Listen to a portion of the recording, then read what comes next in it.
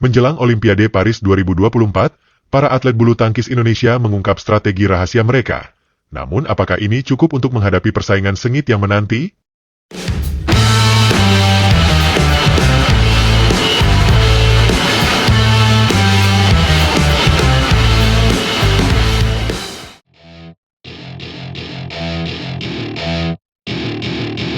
Persiapan Olimpiade 2024 di Paris semakin memanas, dan tim bulu tangkis Indonesia sedang bersiap untuk menunjukkan keunggulan mereka di panggung dunia. Kali ini, kita akan melihat lebih dekat persiapan para atlet bintang kita, termasuk Jonathan Christie dan Apriani Rahayu, yang sedang mempersiapkan diri untuk menghadapi tantangan besar di depan mereka. Jonathan Christie, atau yang lebih dikenal dengan panggilan Jojo, memiliki misi khusus menjelang Olimpiade. Apa misinya? Tidak lain dan tidak bukan adalah mematangkan mental bertandingnya. Bayangkan tekanan yang dihadapi seorang atlet di panggung sebesar Olimpiade, ribuan pasang mata mengawasi setiap gerakanmu, harapan sebuah bangsa bertumpu di pundakmu. Tidak heran Jojo menempatkan kesiapan mental sebagai prioritas utamanya. Tapi tunggu dulu, Jojo tidak sendirian dalam perjalanan ini. Ada Anthony Sinisuka Ginting yang juga akan mewakili Indonesia di nomor tunggal putra. Tidak lupa, kami ingin mendengar pendapat Anda. Beri komentar di bawah, dan pastikan untuk like dan share video ini. Dua jagoan kita ini siap menggempur lawannya di lapangan. Namun, sebelum itu, mereka harus melalui tahap persiapan yang tidak kalah pentingnya. Jojo mengungkapkan bahwa fokus pertamanya adalah mendapatkan aura positif dan suasana latihan yang tepat untuk Olimpiade. Aura positif? Apa maksudnya? Mungkinkah ini rahasia kesuksesan para atlet top dunia? Jojo tampaknya percaya bahwa menciptakan lingkungan yang mendukung dan energi positif adalah kunci untuk menghadapi tekanan kompetisi tingkat tinggi. Sementara itu, di kubu ganda putri, ada sosok yang tak kalah menarik untuk disorot. Apriani Rahayu, sang peraih medali emas Olimpiade Tokyo 2020, juga sedang mempersiapkan diri untuk Paris. Tapi apa yang menjadi fokus utamanya? Ternyata, Apriani memiliki pendekatan yang sedikit berbeda. Apriani menekankan pentingnya keseimbangan antara kesiapan mental dan fisik. Dia menyadari bahwa antusiasme yang berlebihan bisa menjadi bumerang. Bagaimana caranya mengontrol gejolak emosi ini? Apriani berencana untuk menikmati proses persiapan hari demi hari, terutama selama masa pemusatan latihan di Chambly, Prancis. Bicara soal Chambly, tempat ini akan menjadi rumah sementara bagi tim bulu tangkis Indonesia sebelum mereka pindah ke kampung atlet di Paris. Mengapa Chambly? Apa keistimewaan tempat ini? Mungkinkah ada sesuatu di udara Chambly yang bisa meningkatkan performa para atlet kita? Persiapan tim Indonesia tidak berhenti di situ. Total ada 6 wakil Indonesia yang akan berlaga di Olimpiade Paris, terdiri dari 9 atlet.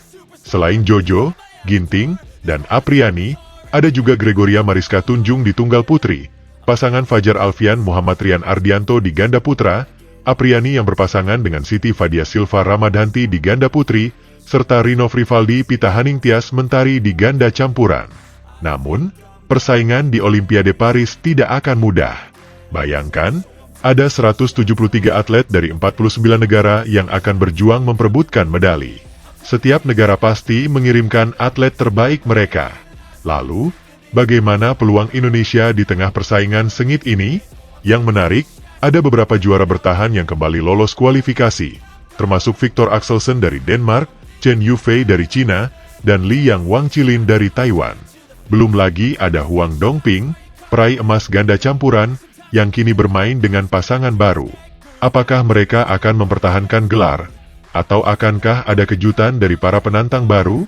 Satu hal yang pasti, perjalanan menuju Olimpiade Paris 2024 akan penuh dengan drama, ketegangan, dan momen-momen tak terlupakan. Akankah Indonesia mampu mengulang atau bahkan melampaui prestasi di Olimpiade sebelumnya? Siapa yang akan mencuri momentum di Olimpiade Paris 2024? Li Zijia yang haus pembuktian atau Anthony Ginting yang siap menggempur?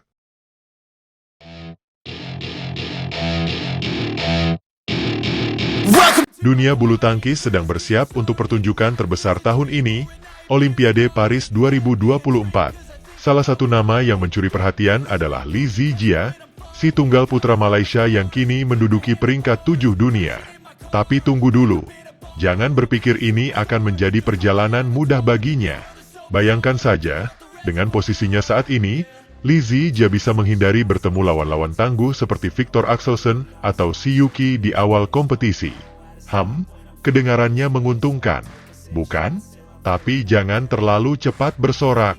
Ingat, di dunia bulu tangkis, kejutan bisa datang dari mana saja. Li Zijia sendiri tidak mau terlena. Dia masih ingat betul bagaimana rasanya debut di Olimpiade Tokyo. Saat itu, dia harus menelan pil pahit, tersingkir di babak 16 besar. Bayangkan kekecewaannya saat itu. Tapi Li Zijia bukanlah orang yang mudah menyerah. Tidak lupa, kami ingin mendengar pendapat Anda.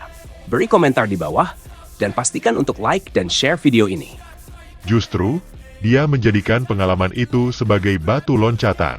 Saya telah belajar banyak dari debut Olimpiade dan saya memiliki kesempatan lain untuk menebus kesalahan di panggung terbesar di antara semuanya. Begitu kata Li Zijia. Wow, kata-kata yang penuh tekad, bukan? Tapi ingat, kata-kata saja tidak cukup. Li Zijia harus membuktikannya di lapangan. Namun, jangan lupakan nama besar lainnya yang juga haus akan medali emas. Salah satunya adalah Anthony Sinisuka Ginting dari Indonesia. Ginting, yang juga gagal di Olimpiade Tokyo, pasti tidak mau kalah dalam persiapan. Dia adalah ancaman nyata bagi Li Zijia dan pemain top lainnya.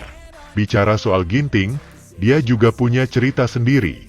Sama seperti Li Zijia, Ginting juga belajar dari kegagalannya di Tokyo. Tapi bedanya, Ginting punya pengalaman lebih di panggung internasional. Jangan heran jika nantinya kita melihat pertarungan sengit antara kedua pemain ini di Paris. Kembali ke Li Zijia, dia mengaku telah belajar arti sebenarnya dari ketekunan dan tekad. Tapi apakah itu cukup? Hanya waktu yang akan menjawab. Yang pasti, persaingan di Olimpiade Paris akan sangat ketat. Setiap pemain top dunia pasti sudah mempersiapkan strategi rahasia mereka. Bayangkan suasana tegang di arena pertandingan nanti. Ribuan pasang mata akan tertuju pada setiap pukulan, setiap langkah kaki pemain. Dan di tengah hiruk-pikuk itu, Li Zijia harus tetap fokus. Satu kesalahan kecil bisa berakibat fatal. Tapi jangan salah, Li Zijia bukan tanpa dukungan. Seluruh Malaysia pasti akan memberi dukungan penuh padanya. Bayangkan betapa bangganya mereka jika Li Zijia bisa membawa pulang medali emas pertama untuk Malaysia di cabang bulu tangkis. Namun, sekali lagi, jalan menuju emas tidak akan mudah. Ada Ginting yang siap menghadang, ada Axelsen yang haus gelar, ada Si Yuqi yang ingin membuktikan diri. Belum lagi pemain-pemain muda yang mungkin akan menciptakan kejutan. Jadi, apa yang bisa kita harapkan dari Li Zijia di Paris nanti? Akankah dia berhasil mewujudkan mimpinya dan seluruh Malaysia? Atau akankah dia kembali harus menelan kekecewaan? Satu hal yang pasti, Olimpiade Paris akan menjadi panggung yang sempurna bagi Li Zijia untuk membuktikan hasil belajarnya selama ini. Kita tunggu saja aksi Li Zijia dan para pemain top lainnya di Paris nanti. Yang pasti, ini akan menjadi pertunjukan bulu tangkis yang tak boleh dilewatkan. Siapkan diri Anda untuk menyaksikan pertarungan epik dan mungkin sejarah baru akan terukir di dunia bulu tangkis.